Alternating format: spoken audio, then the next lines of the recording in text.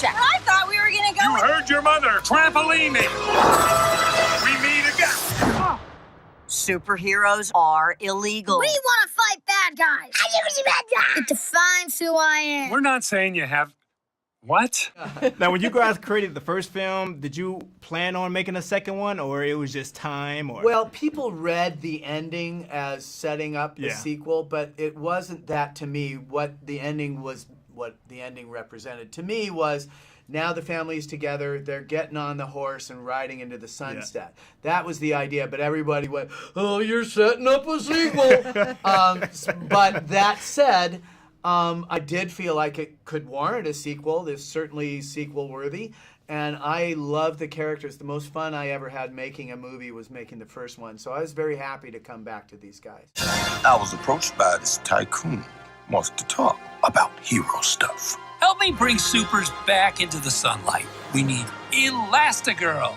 Bye, sweetie. I'll watch the kids, no problem. So when you found out that it was finally going to happen, Incredibles 2, how did you react? What was your first reaction? Were you excited? Or? I was relieved. I wished I could have, just told everybody that's in my social feeds, okay, it's going to happen. Because I get that question like 10, 12 times a week. Incredibles 2. Is there ever going to be an Incredibles 2? It's like, I wish I could tell you. I don't know. And it's finally here. Yeah, relief. That's not the way you're supposed to do it, Dad. They want us to do it this I don't way. know that way. Why would they change math? Math is math. Math is math. Talk about you guys' character. I mean, how challenging is it to be in the studio when no one's there to actually show different ranges from different scenes? Well, I think that, we both, faced off with Brad.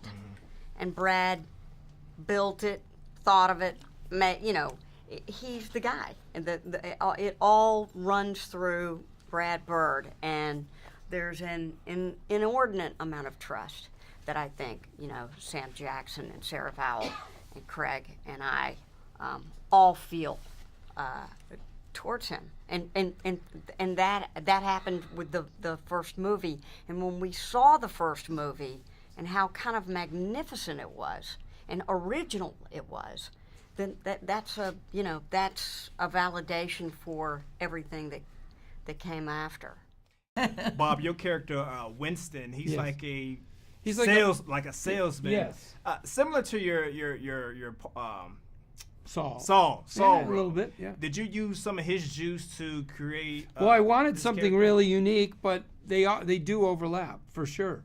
So, because I saw a lot of Saul. I think you might. I think you might. Over time, in the course of this film, though, I think that Winston is more of a simpler guy.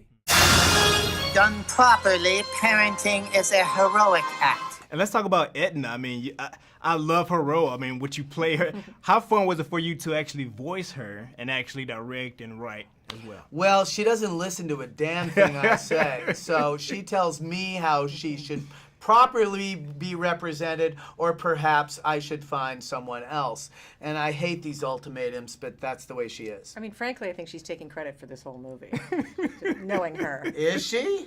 Or is she thinking that she could do better? Probably.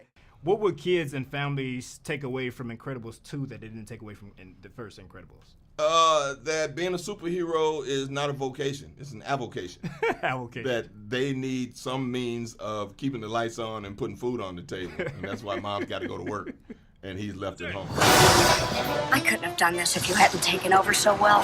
I've got to succeed so she can succeed. So we can succeed. I get it, Bob. What the?